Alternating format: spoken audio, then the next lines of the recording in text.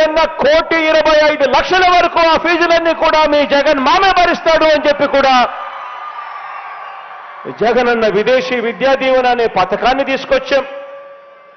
దీనివల్ల ఇప్పటికే 400 మంది పిల్లలు ఈరోజు జగనన్న విదేశీ విద్యా దీవెన ద్వారా ప్రపంచంలోనే ఉన్న ప్రఖ్యాత కాలేజీలలో ఈరోజు చదవగలుగుతా ఉన్నారు, చదువులు చదువుతూ ఉన్నారు.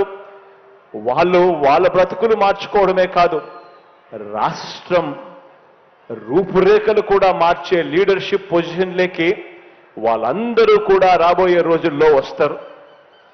వాళ్ళందరూ కూడా అటువంటి ప్రఖ్యాత యూనివర్సిటీస్ నుంచి బయటికి వచ్చినప్పుడు వాళ్ళందరికీ కూడా పెద్ద పెద్ద ఉద్యోగాలు, పెద్ద పెద్ద సంస్థల్లో వాళ్ళు వచ్చి మన పిల్లలను కూడా చెయ్యి పట్టుకొని పైకి తీసుకొని పోయే కార్యక్రమం జరుగుతుంది. ఈరోజు ఈ విద్యా రంగంలోనే హైయర్ ఎడ్యుకేషన్ కానివ్వండి, స్కూళ్ళు కానివ్వండి, కేవలం తీసుకొచ్చిన ఈ సంస్కరణల మీద మాత్రమే లెక్కలేసుకుంటే ఈ 55 నెలల కాలంలో అక్షరాల ఖర్చు చేసింది 73,000 కోట్ల రూపాయలను కూడా చెప్పడానికి గర్వపడతా ఉన్నా. ఎడ్యుకేషన్ అనే ఒకే ఒక్క సెక్టర్ మీద కానీ, హైయర్ ఎడ్యుకేషన్ కానీ కేవలం ఈ సంస్కరణల మీద మాత్రమే మన పిల్లలు చదవాలి, గొప్పగా ఎదగాలి అని తాపత్రయంతో బహుశా ఎప్పుడు గతంలో జరగని విధంగా ఖర్చు చేసింది ఏకంగా 73,000 కోట్ల రూపాయలని చెప్పడానికి గర్వపడతా ఉన్నా. ఈరోజు గమనించమని అడుగుతా ఉన్నా. ఈరోజు ఇలాంటి మార్పులు ఒక్క విద్యారంగంలో మాత్రమే కాదు కనిపించేటివి. ఈరోజు ఇలాంటి గొప్ప మార్పులు ఈరోజు ఒక్క విద్యారంగంలోనే కాదు, వైద్య రంగంలో చూసినా కనిపిస్తుంది, వ్యవసాయ రంగంలో చూసినా కనిపిస్తాయి, మహిళా సాధికారత విషయంలో కూడా కనిపిస్తాయి, సామాజిక న్యాయం విషయంలో కూడా కనిపిస్తాయి, పరిపాలన సంస్కరణల విషయంలో కూడా ప్రతి రంగంలోనూ కూడా ఇలాంటి మార్పులు ఈ 55 నెలలుగా ప్రతి అడుగు వేస్తూ మార్పులు చేస్తూ ప్రయాణం సాగుతా ఉంది అని చెప్పడానికి గర్వపడతా ఉన్నా. ఈ సందర్భంగా ఈ మార్పుల్లో ఆలోచన చేయమని అడుగుతా ఉన్నా. ఇలాంటి మార్పుల్లో ఏ ఒక్కటి చేయటానికి కూడా ఏనాడు కూడా గతంలో ఎప్పుడు ఎవరు ఆలోచన చేయలేదు. ఆలోచన చేయమని అడుగుతా ఉన్నా. నాకన్నా ముందు గత ప్రభుత్వాన్ని చూశారు. నాకన్నా ముందు చూసిన గత ప్రభుత్వంలో పరిపాలన చేసిన చంద్రబాబు నాయుడు గారి పరిపాలన ఒక్కసారి గుర్తుకు తెచ్చుకోమని అడుగుతా ఉన్నా. ఈరోజు ఇన్ని మార్పులు మీ బిడ్డ జగన్ చేయగలుగుతా ఉన్నాడు, మీ అన్న జగన్ చేయగలుగుతా ఉన్నాడు, మీ తమ్ముడు జగన్ చేయగలుగుతా ఉన్నాడు, మీ జగన్ చేయగలుగుతా ఉన్నాడు.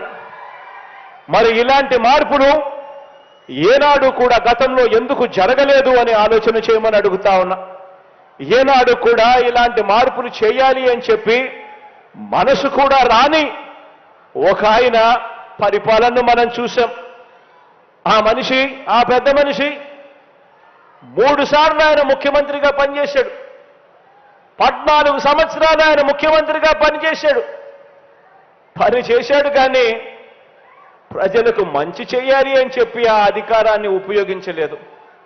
ఆ అధికారాన్ని కేవలం తన అవినీతి కోసం మాత్రమే ఉపయోగించాడు. ఆ అధికారం ద్వారా వచ్చిన అవినీతితో వాటాదారులైన దుష్ట చతుష్టయానికి బిస్కెట్లు వేసినట్టుగా వాళ్లకు పంచాడు. జన్మభూమి కమిటీలతో మొదలెడితే ఏకంగా ఓ ఈనాడు, ఓ ఆంధ్రజ్యోతి, ఓ TV5, ఓ చంద్రబాబు నాయుడు, వీళ్ళందరికీ తోడు ఒక దత్తపుత్రుడు.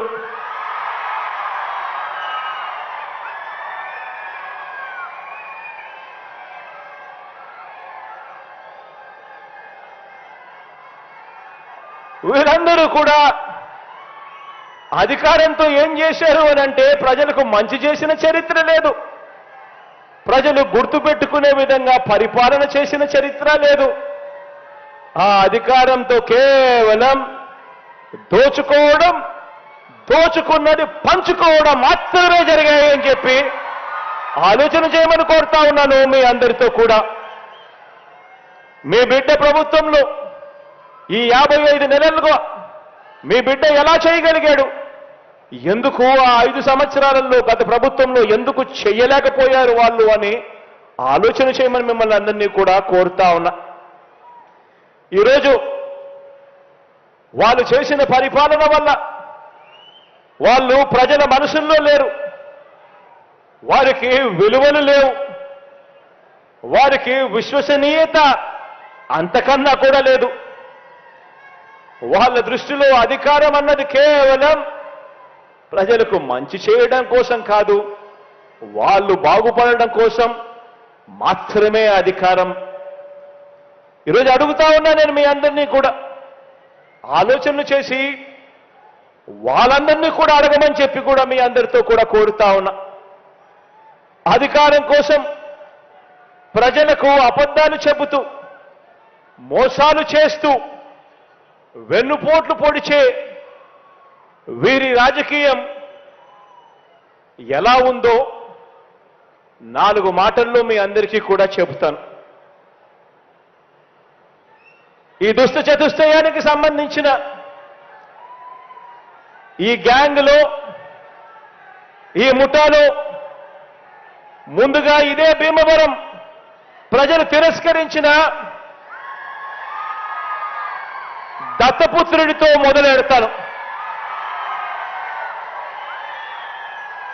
వీరు చేసిన రాజకీయాలు ఎలా ఉన్నాయి అనే విషయం మీద. ఈ దత్తపుత్రుడు పక్క రాష్ట్రంలో ఈయనది శాశ్వత నివాసం. అడ్రస్ ఎక్కడ అంటే మన రాష్ట్రంలో ఉండదు,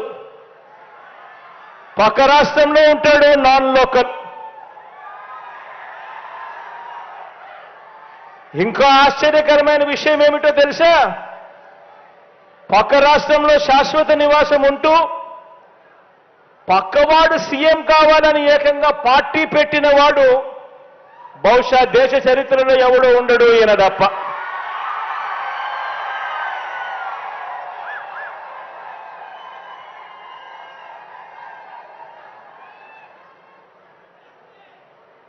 ఈ మనిషి బాబు ముఖ్యమంత్రి అయితే చాలు, అవే నాకు 100 కోట్లు అని, బాబు కోసమే తన జీవితం అని,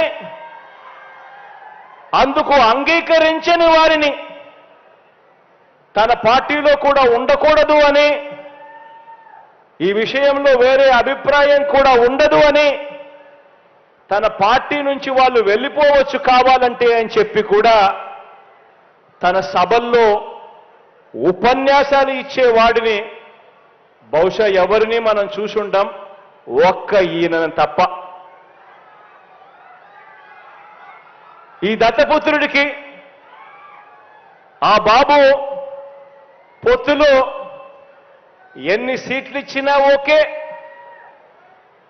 ఏ సీటు ఇవ్వకపోయినా ఓకే.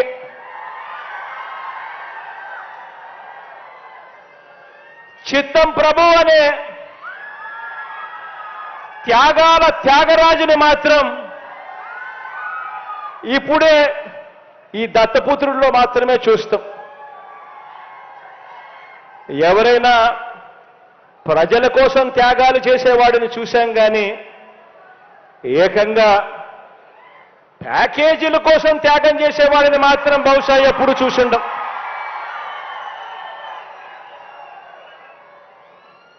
ప్యాకేజీల కోసం తన వారిని త్యాగాలు చేసే ఈ త్యాగాల త్యాగరాజును మాత్రమే చూసుంటాం. మరో విచిత్రం కూడా చెప్పాలి. మరో విచిత్రం ఏమిటనంటే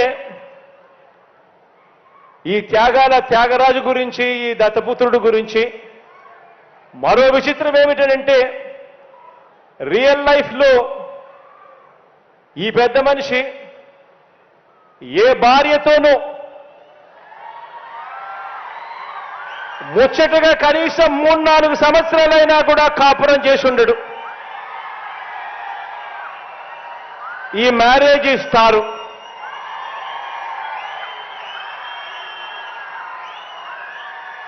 ఆడవాళ్ళను కేవలం ఆట వస్తువులుగా మాత్రమే చూస్తూ పెళ్లి అనే ఒక పవిత్ర వ్యవస్థను,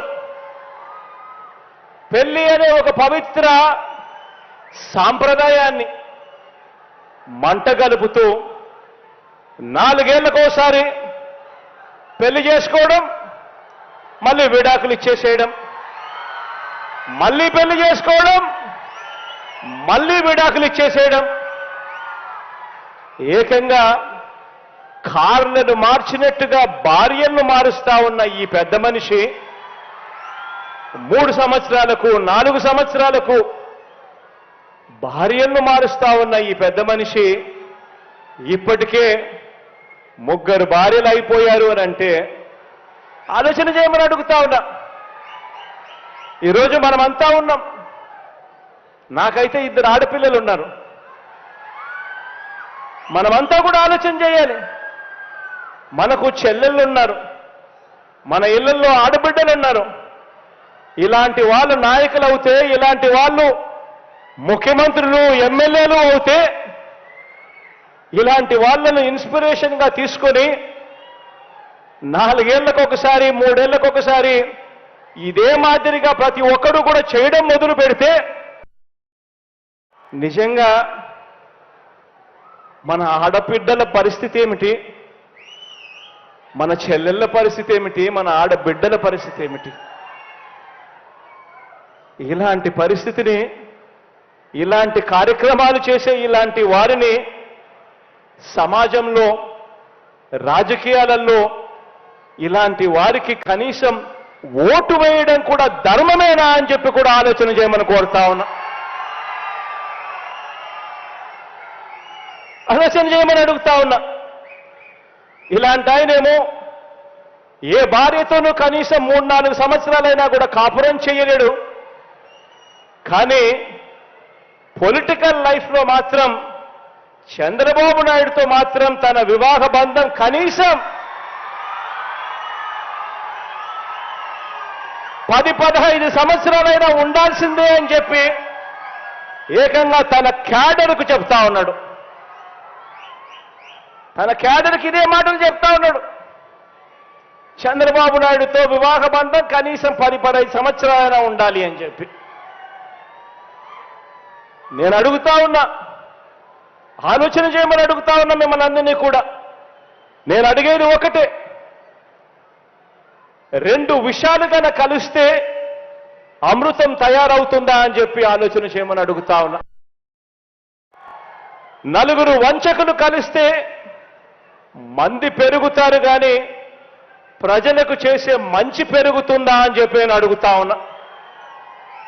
ఆలోచన చేయమని చెప్పి నేను మిమ్మల్ని అందరినీ కూడా కోరుతా ఉన్నాను. ఒకరేమో పిల్లనిచ్చిన మామ, ఒకరైతే పిల్లనిచ్చిన మామ, సాక్షాత్తు కూతుర్నిచ్చిన మామ ఎన్టీ రామారావునే వెన్నుపోటు పొడిచిన క్యారెక్టర్ ఒకరిది.